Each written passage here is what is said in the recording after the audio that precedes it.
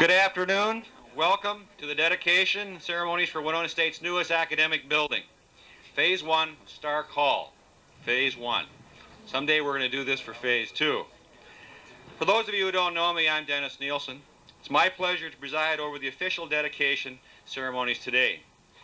Quite frankly, it's been 20 years since we dedicated a new academic building on our campus, and for most of us, we really don't know how to do this, but we're going to try the best we can. And we kept in the back of our mind how Tom Stark would like to have had it done. So that's been kind of our guide in all of this. This beautiful building represents the culmination of a long and sometimes grueling struggle to provide a permanent home to two high-quality programs, nursing and engineering. Both of these programs are of strategic importance to the future of our state, our region, and the community of Winona. We fought hard, and now we're celebrating the victory that we earned. But to those who think all the battles are won, take heed. They usually aren't. And we know that funding problems are always going to be with us. It seems like this recession is never going to get over.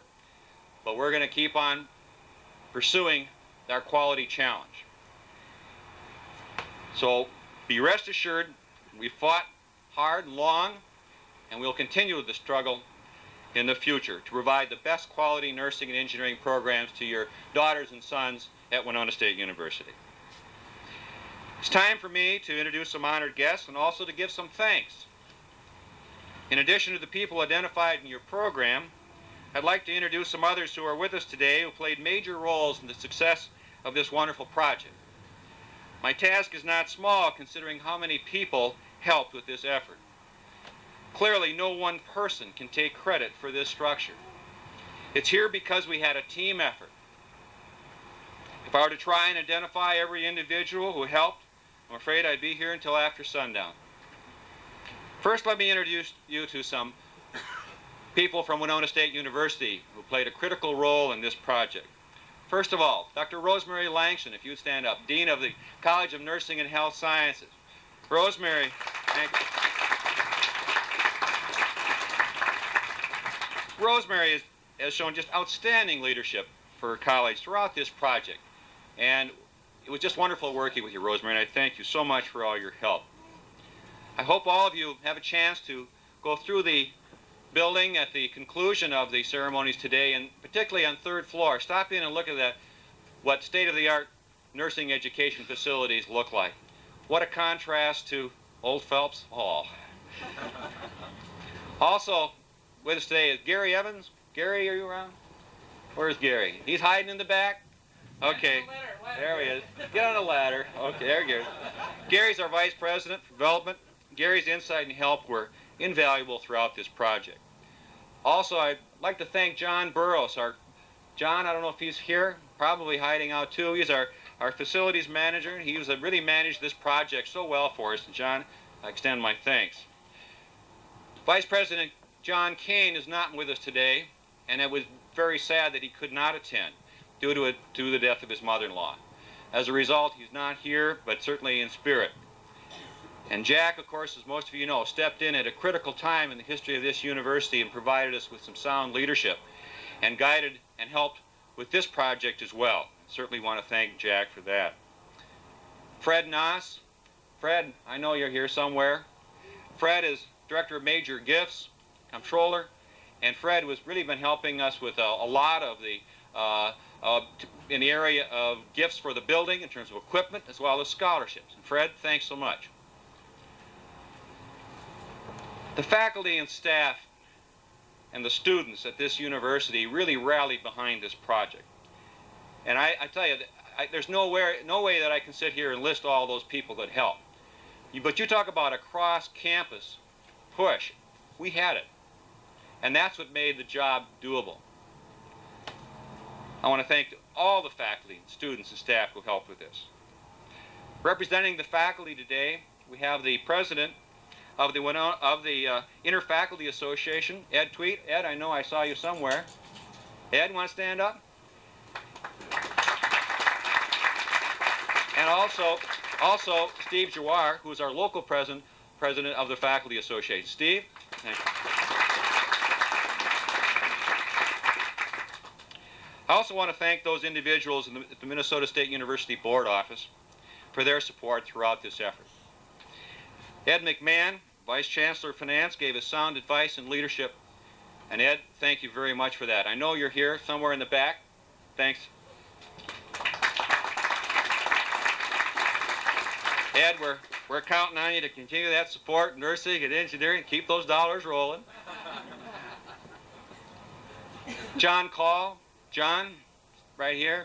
John is our Director of Government Relations, and he's the guy who really put the squeeze on people up in the Hill, for those of you who know about what lobbying is about. John really gave us a hard press up there, and it paid off. Thanks, John.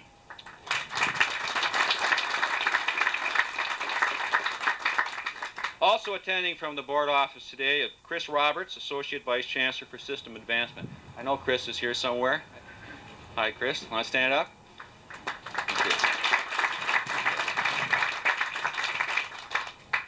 During the initial stages of this project, the Minnesota State University Board, under the leadership of Rod Searle, gave this project a high priority. It was really essential for our success. To Rod and the others on the board, certainly our sincere gratitude. The Winona industrial community provided the kind of support that made our job so much easier. Not only did our corporate leaders give us their money, they gave us something even more valuable, which was their time. This building was directly tied to the approval of the engineering building. A little shaky there at times for the nursing folks, but they stuck with us. And I thank certainly that entire department for that. So when many of our corporate leaders testified on our behalf in the legislature for engineering, they were really indirectly certainly pushing Stark Hall at the same time. Certainly we have to thank Steve Bowen, President of PCI, Mike Chickanowski, President of Winona Canoe, Stan Prosan from DFI, Pete McCamley from RTP, Ron Hawley from Composite Products, Bill Laurie, ICI Fibrite, and of course, last but not least, the Miller brothers, Ben and Rudy. Co-founders of Fibrite, and these two corporate pioneers in the Winona community provided outstanding leadership and energy that ensured our success. In their honor, we've named our new engineering school the Miller Brothers School of Engineering. And this morning, the signs were put up. It's official. We're going to have a nice event this spring relative to that program effort, and you'll be hearing about that later this year. Ben, please stand up. I think we certainly owe so much to this man.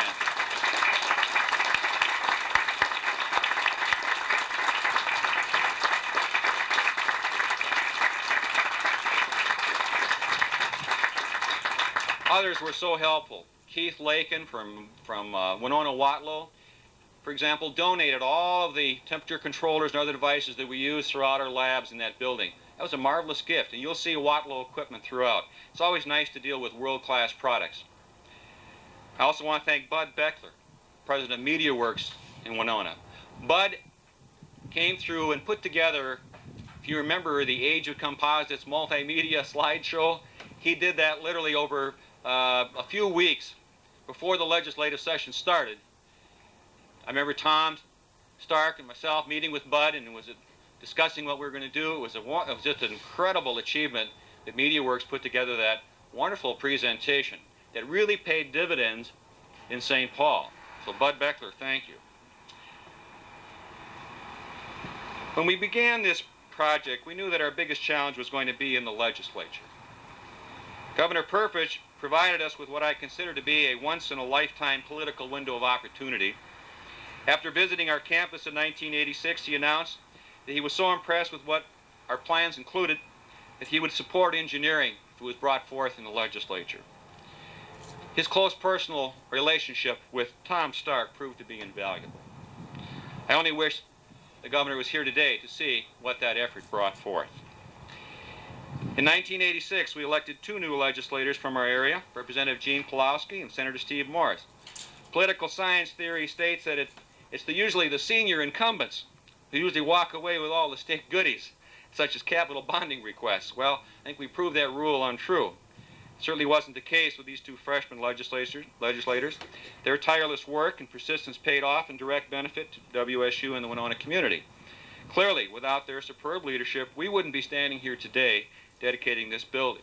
They worked so close with Virgil Johnson that there was a strong coalition that developed. And that's the kind of coalition that's needed to get things done. That year that we got the construction money for this project, it was supposed to be emergency bonding only. Like roof repair, asbestos removal. You're looking at emergency bonding here, folks, and we got it, thanks to that good team. Gene, why don't you stand up, and Steve, Virgil, thank you very much.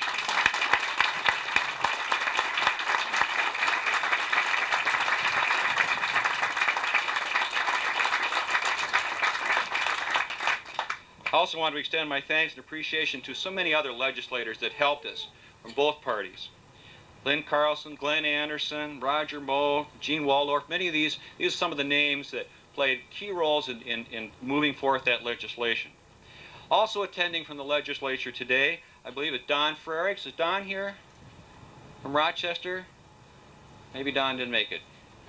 How about Gil Goodnick, I think is here. I think I saw Gil. Gil, please stand up. And also Greg Davids from Preston. Greg? Thank you for coming today. I also want to thank the Winona community for rallying around this project during difficult times. It shows to me that this community has so much to give when asked to help. It shows to me that this community can pull together and accomplish some marvelous things. I feel especially proud that we've been able to add a magnificent architectural building to this scenic old river town. Isn't it great to see how nicely it complements our older classic buildings such as Phelps and Maxwell and Thompson? I think the architects did a very nice job of blending that in. The inside, believe me, is as nice as the outside, and I hope you all get a chance to look at that. At the same time, we were able to construct this facility, which, by the way, has about 91,000 square feet, for about $8.8 million.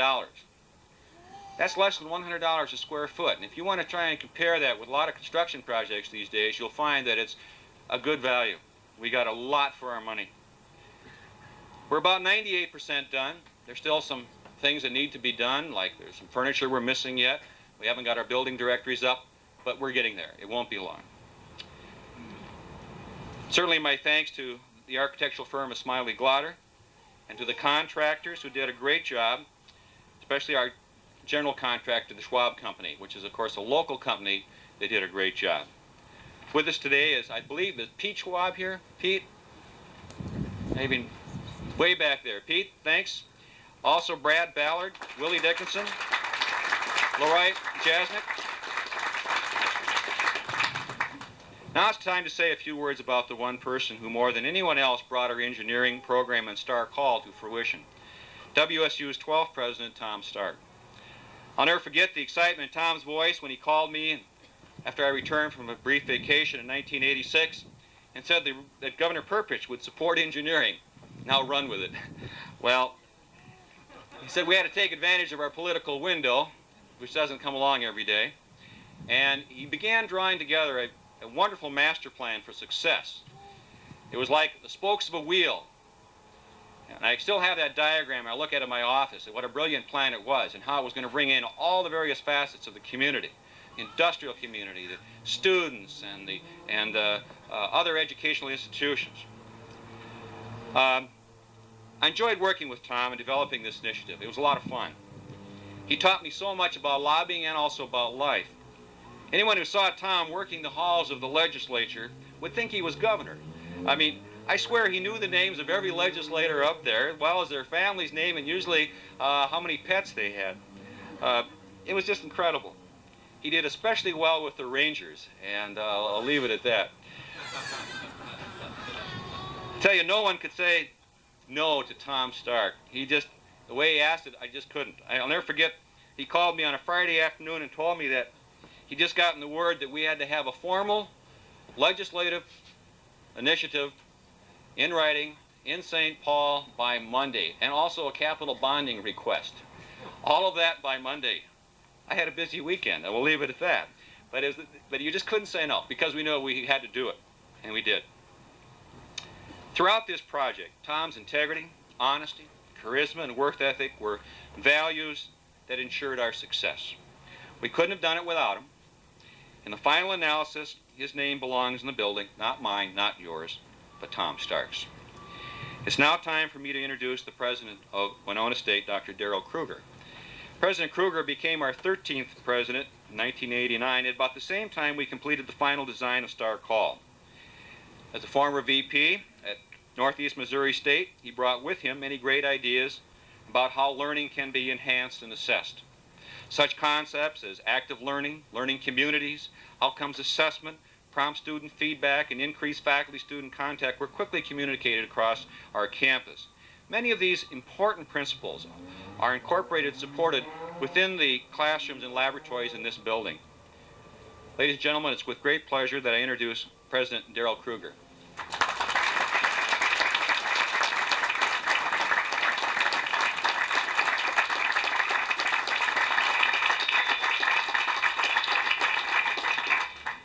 Isn't this a beautiful day? A great day in the history of this university. And isn't this a beautiful building? I want to also extend my thanks, especially to two people, one more time, the deans that reside in this beautiful building, Rosemary Langston and Dennis Nielsen. Could we give them another round of applause?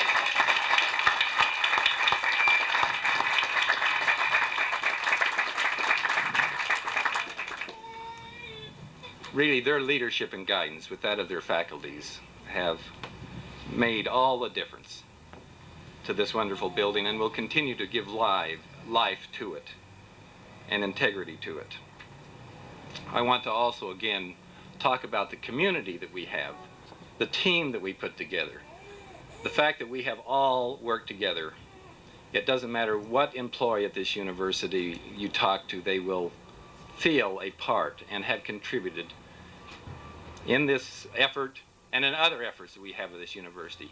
This is a wonderful thing to have a community within the university work together like this, and a community outside the university as well. And I look out here and see our Rochester friends and see how they have supported us in this effort. I want to also give my thanks again to Ben and Rudy Miller. I do not know Rudy as well. I can't speak as well about him, but I know Ben. And I am so thankful that we have such a man in this community to lead us towards quality education. He cares deeply and contributes when necessary, and has added that we are able to add his name to this wonderful program that we have residing in this building. When we had the groundbreaking, I said that I had walked where Tom Stark had walked. I had seen his footprints across the campus. I saw that they were deep and they were powerful. Now I would like to add to that anything I accomplish is accomplished standing on his shoulders. What a great person he must have been. I wish I would have known him. What a tribute to have such a wonderful building named after him. Now it's my responsibility to introduce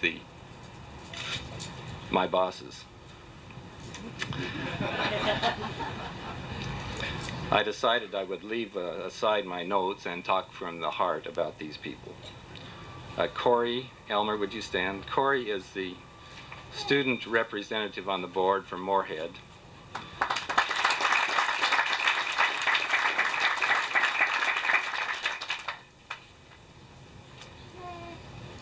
And I think in introducing Corey, I should note even further that students are a part of our team.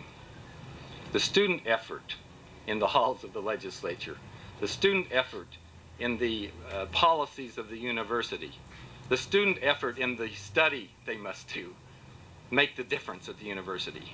And the student effort on the board is significant, and Corey has led that student effort wonderfully well. And I would add that he works, I believe, in Roland Dill's office, And I have just the highest regard for Roland Deal as one of the great leaders in this country in education. Step in front of him was Judy Stark.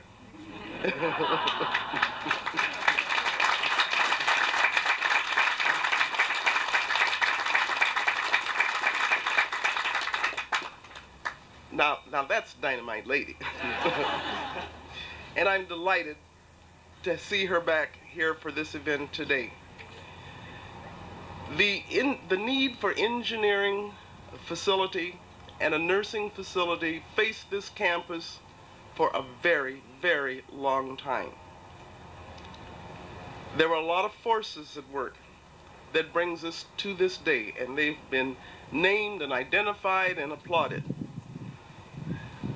The State University Board sends its greetings to you, special greetings that I got a phone call 10 minutes to 11 last night from Rod Searle that says, give his personal greetings to the group and to Judy, and his regrets that he cannot be here today. That's the kind of bond that exists between the State University Board, Winona State University, Tom Stark. For those that are still on the board who were there when Tom was still alive. But I think once serving on the board, you develop an empathy and understanding, a respect and a love for state universities in this state. We work hard. We mean what we say. We are about the business of quality education. I've only been to one nursing graduation in the almost 12 years I've been on the board. I was right here at Tom's invitation. It was impressive. And I remember sitting on stage and saying to him, I read about this when I was a little girl, and I had never experienced it, and it was wonderful. Where was Judy? Getting the things for the reception ready, sitting up in the balcony, watching the graduates walk across the stage, out the door like a shot to make sure that everything was right and perfect. That was the Starks. That's why the dedicating of this building in Tom Stark's name is right, is earned, appropriate, and something of which we all can be proud. Thank you very much.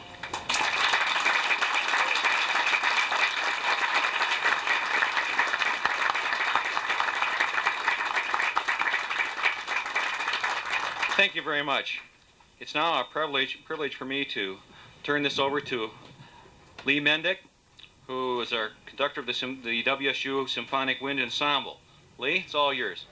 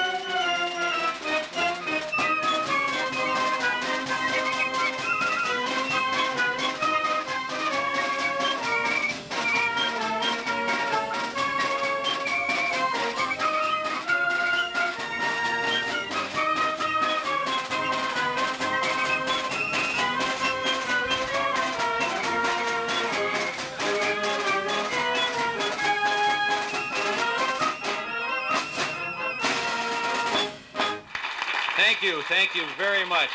Lee and students, well done. Before I introduce our keynote speaker today, I want to acknowledge Sharon Gates Hall. Sharon, if you'd stand for a minute. Sharon's our field representative for Tim Penny, our 1st District Congressman. Sharon gave me a letter from Congressman Penny that I'd like to read at this time, and I quote, "Dear friends, what a wonderful day for Winona State University and the Minnesota State University system. What a great day for education and industry in Winona and Minnesota. I only wish I could be there to celebrate with you as you dedicate Stark Hall. For this is not just a building, it's the culmination of a dream. I send special greetings and congratulations to everyone whose belief in the dream helped make it come true. Dennis Nielsen and the Science and Technology faculty, Ben and Rudy Miller, and many more. I also congratulate those who supported the work of the original dreamers, our local legislators, Steve Morris, Gene Pulowski, and Virgil Johnson. They followed through with the dream and gained the crucial support of then Governor Rudy Perpich and legislative leaders. Above all, I want to pay tribute to the person for whom this building has been so appropriately named, Tom Stark.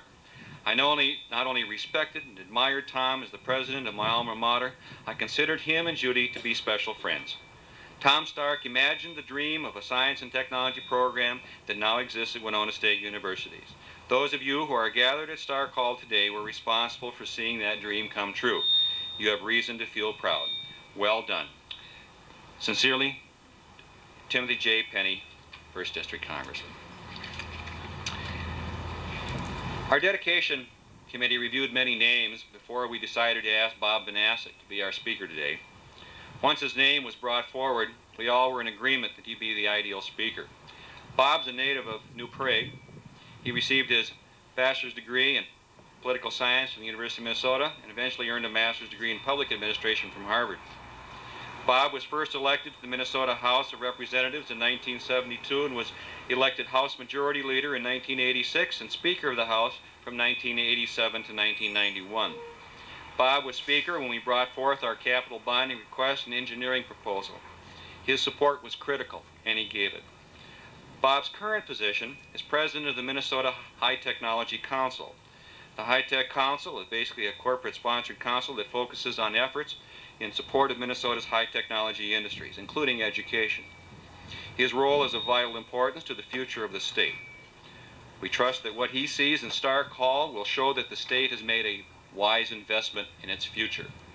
Ladies and gentlemen, Bob Vanasek.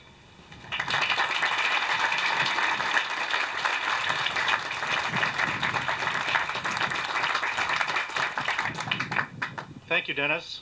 I very much appreciate and I'm honored to have been invited to participate today in the dedication of Stark Hall, the first academic new building for Winona State University since 1973.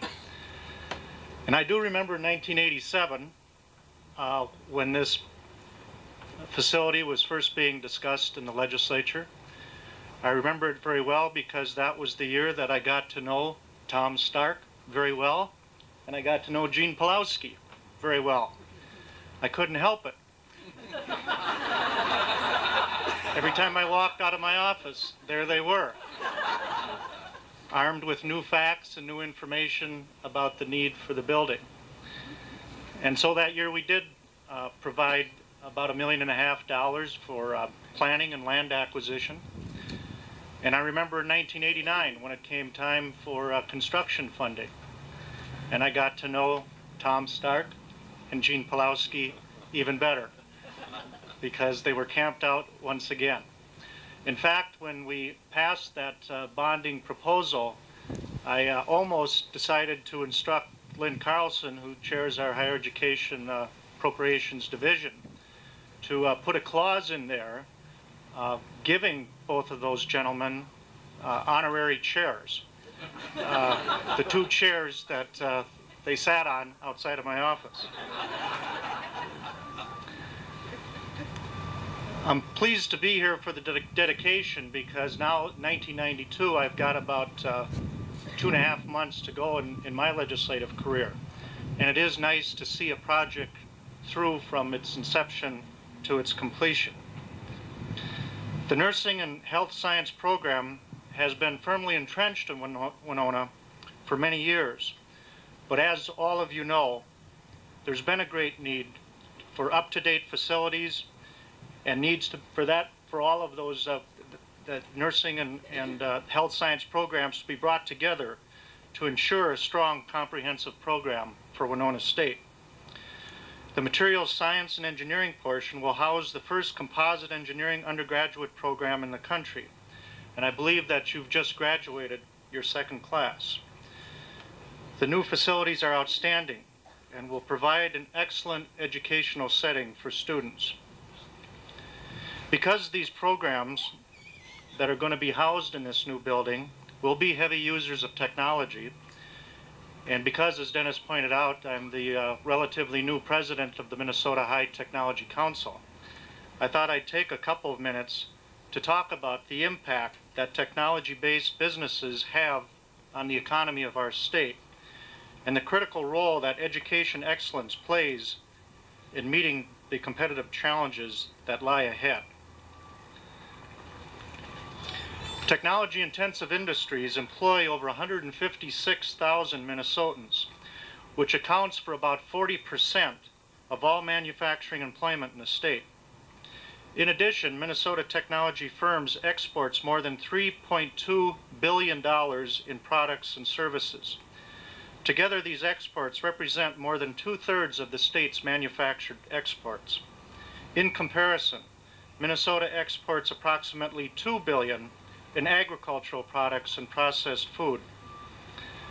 Not only are Minnesota's technology industries supplying a growing percentage of jobs, exports, and revenue, but the state's traditional industries are also using technology for better productivity and competitiveness. Technology-intensive industries have grown and prospered in Minnesota. However, unless there's a recognition by the policymakers and the public that our economic relationship with the rest of the world has changed in a very fundamental way, Minnesota's, and for that matter, the nation's technology industry faces a rocky future. The point that I want to make is a very simple one. With the emergence of the global market and global competition, life will never be the same for our companies and our workers. Even though there are still many who don't want to recognize this economic reality, it's my belief that only by accepting and even embracing this challenge of change that we can successfully compete in this new global arena. We must push aside the inherent tendency to repel change. Change is inevitable. Organizations and communities can either choose change or they can chase it. Fortunately, here in Composite Valley, you have decided on the former course. You have chosen to be a national leader in this technology. As a result, composites are now an integral part of 747s, automobiles, canoes, tennis rackets, and much to the pleasure of Gene Pulowski, golf clubs. They've been a part of every space mission, all because of the industry that was spawned here after World War II. The importance of a well-educated workforce to the composite, as well as the healthcare industries, and as well as any other industry that utilizes technology, cannot be overemphasized. In a treatise entitled A Call to Economic Arms, former Senator Paul Tsongas writes that America in the 1990s will rise or fall as our schools rise or fall. The health of our school systems is the major building block determinant of our long-term economic and social viability. Knowledge is power. Work skills are power. Real economic power. The lack of knowledge and work skills is a weakness. It is economic impotence. It is the transition from greatness to irrelevance. Knowledge and work skills are also hope. They are the only source of mobility for millions of our fellow citizens. They are what turns despair into hope. Only they can create true opportunities so that young people choose lives of promise over lives of personal or societal destructiveness. One of our members of MHTC, John Rollwagen, who's the CEO of Cray Research, has said that his top 5 priorities as they relate to the development of a state technology policy are education, education, education, education, and education. In real estate, the old axiom is that there are 3 most important factors: location, location, location. When you examine the critical areas and the critical issues for our technology-intensive industries, whether it's education, or research and development, or technology transfer, or entrepreneurship, or infrastructure, the 3 most crucial elements are investment, investment, and investment. This building is the result of our willingness to invest in education. It is also a symbol of the strong partnerships that exist in Winona. The composite industry in Winona has been tremendously supportive. The community rallied around this project when it was most needed and provided significant financial support. And the Winona delegation worked very hard in the legislature. Southeastern Minnesota, and especially the Winona community, are fortunate to have 3 outstanding legislators working on their behalf: Gene Pulowski, Virgil Johnson, and Steve Morris. They're also fortunate, especially in Winona, to have support of other area legislators, including the 2 that are here, Gil Gutnick and Greg David. Ben and Rudy Miller, founders of the composite industry, were also leaders in helping to convince the legislature to fund this building. It is appropriate that the engineering portion is named for them, because they never let the community or the policymakers forget the importance of this building and this program to Minnesota's economy. The building is named after Tom Stark, the 12th president of Winona State University, who served as president from 1983 until his untimely death in August of 1988. It is a testimony to his creativity, his energy, and his foresight. Dr. Stark worked tirelessly to bring these programs and this building to fruition. I had the pleasure of working with him on behalf of higher education, and I still miss him, as do his colleagues, his friends, and his family. This is a day for which many in the Winona community can be thankful and proud. Students, teachers, administrators, business people, and public officials. And I, as I said at the beginning, am very honored to have been invited to be a small part of this big celebration. Thank you very much.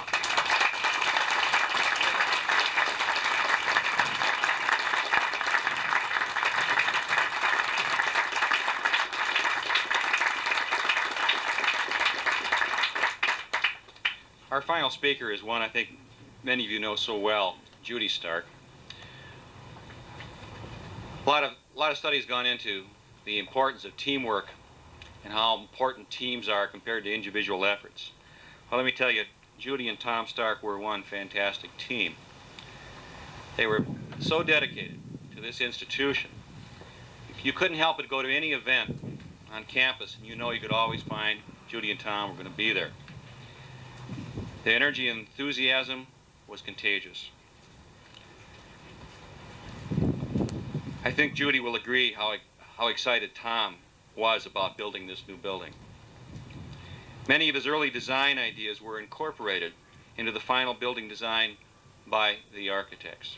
For instance, he wanted to be able to drive down the street here and look into this building and have some of the other beautiful buildings to the east be reflected in that building. We achieved that.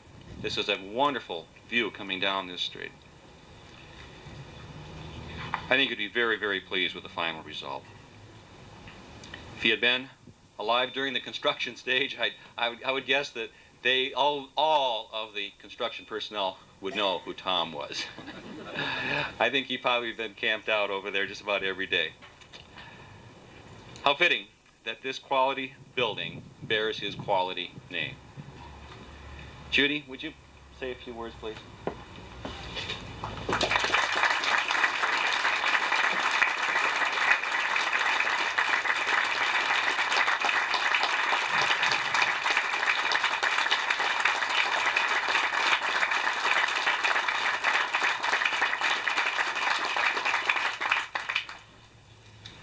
Those of you who know me know that I don't give speeches, but it's wonderful to be here. At the dedication of this gorgeous, gorgeous building. Someone yesterday came to the cities and brought me a copy of the New Campus Life magazine, and on the front, possibly you've seen it, is just a wonderful picture of the building. Wonderful picture of the building, and underneath the caption, gorgeous, isn't it? I think so. It really is gorgeous. All the family joins me in thanking you for inviting us to be here today. When you invite the Starks, you just get a busload. So we're all here. And Denny has asked that, and we'll do it very quickly, that I introduce the members of the family who are here. First of all is Tom's mom, Emma Stark, best known to probably most of you as Granny. Will you stand, Granny?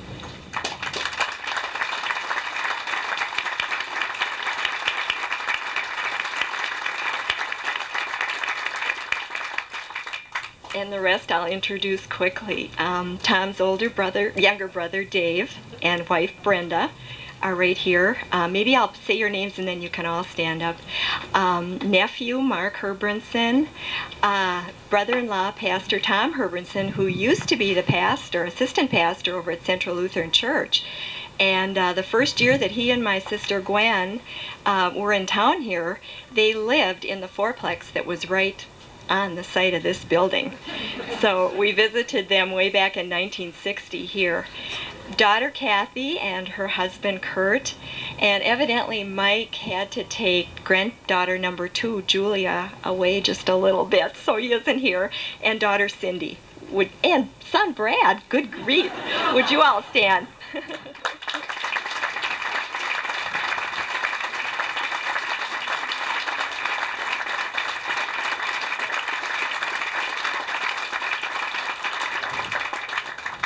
So we're all very thankful to be here today, and thank you for inviting all of us. We really appreciate being able to see you and be with you again, and especially on this day. I have to tell you that I have seen the interior of Stark Hall.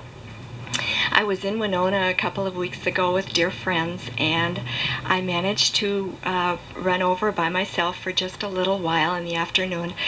I'm very happy that I had a chance to open the door by the first time, or by myself I should say, for the first time. It is really awesome. It was a very awesome experience for me to go in the building for the first time. The hallways were quiet. It was a Saturday afternoon, and I had the chance to just walk back and forth down the hallways looking in the classroom windows and office windows, trying to picture how the building would look in all its everyday busyness. And it is such a wonderful building. It was really fun to be there. As I wandered back and forth, I thought, of course, of the enormity of the task in bringing the idea of such a unique facility to reality, and of the labor of love that people have talked about today, that it was needed to make all this happen. Stark Hall is here, as Denny said and others have said, because people shared a belief in an idea, and they gave their hearts and minds and their time and energies, often over considerable odds, to make that happen. If Tom Stark were here today, he'd be saying exactly that the building is here because of your tireless efforts. Efforts on the part of our faculty and administrators, students who were here at that time, many of whom are probably still here, who rallied around, our community leaders, our legislators, and Gene Pulowski called me at 11:30, 12 o'clock at night many times to tell me how things were going. Our state university board, how lucky we've been with all of that.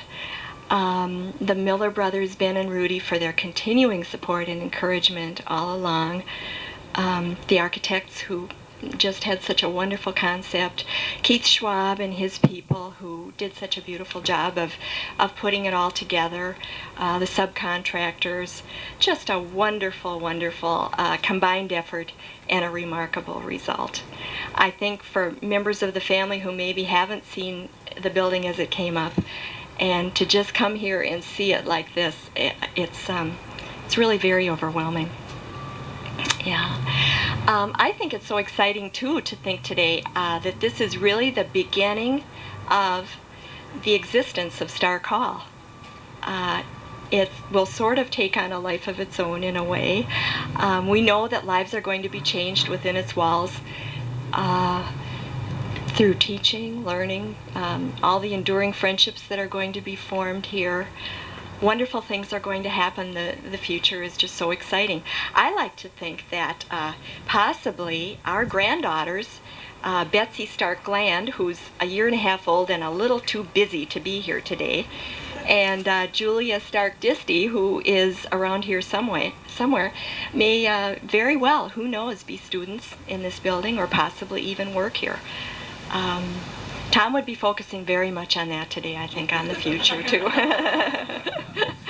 I think those of you who remember Tom and knew him know very well how family and of the community of Winona. It was no secret that he loved it, that he just enjoyed every day. He would want to say that, and he would be truly amazed and deeply, deeply honored to think that this building, which he believed in so much, to think that it would one day bear his name. It's wonderful. And most of all, he would be so proud of all that all of you working together have accomplished here. You've done a wonderful job. Thank you for having us, and congratulations.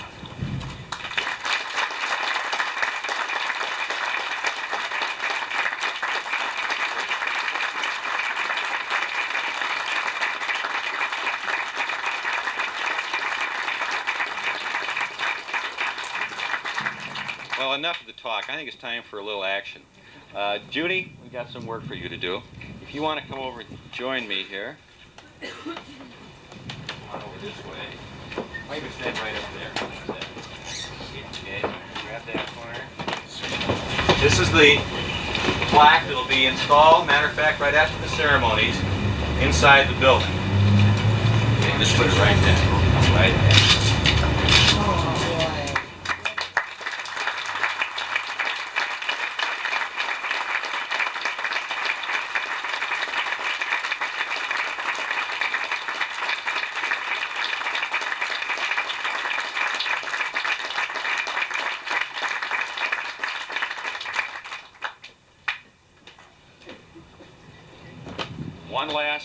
One last thing to accomplish here. We are going to have a formal ribbon cutting ceremonies thanks to our local Chamber of Commerce ambassadors. And I see quite a few of the green coats out there.